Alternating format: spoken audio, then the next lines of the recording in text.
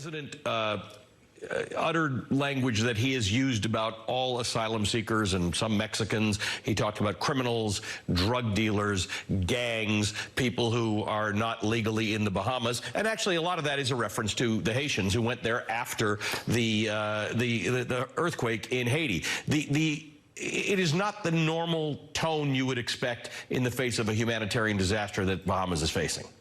Ali, it's morally outrageous. Let's be clear what this administration is doing. They're turning away poor black people who are coming after having faced a Category 5 hurricane, and they're coming here for temporary relief.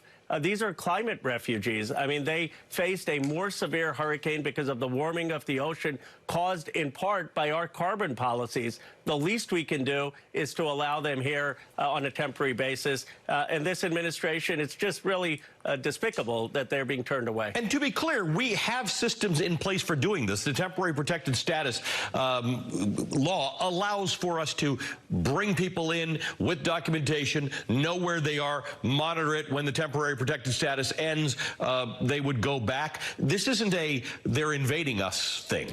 Not at all. And in fact, Senator Marco Rubio is asking that they be allowed in. I mean, the idea that you're going to require first documentation when they've just gone through a hurricane and you expect that they have their passport or their visa defies any common sense. And second, almost every president in the past has allowed people, when there is a natural disaster, to come here. They get to work, they stay here temporarily, and then they go back. We've done this when there was the natural disaster in Haiti. We've done it in natural disasters in other parts of the world. So what this president is doing is also unprecedented. It's worth noting that a lot of people in the Bahamas are descended from Americans, loyalists who went there, in many cases with slaves. So the connection is very strong. Let's talk about this whole NOAA thing. The president, the Sharpie, the Alabama thing. Would have been bad enough if it just happened, but the president continued to keep this in the news, continued to talk about it,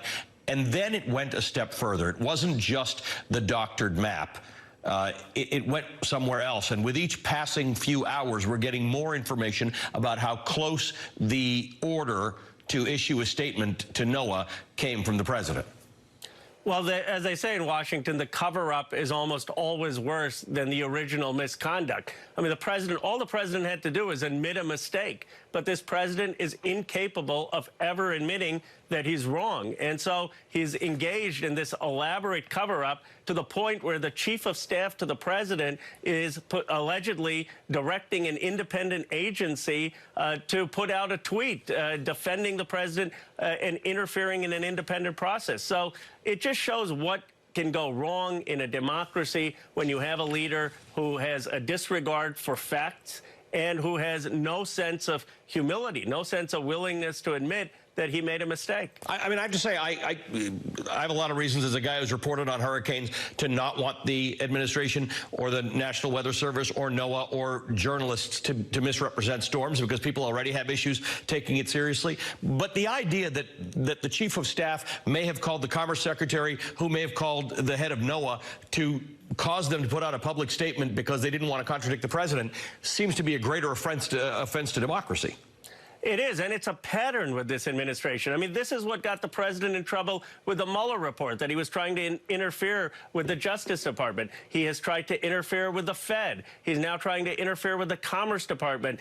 He's not king. He's not a dictator. He lives in a constitutional democracy, and there are independent agencies that operate totally independent from his power, and he refuses to acknowledge the very basics of the checks and balances in our constitutional democracy.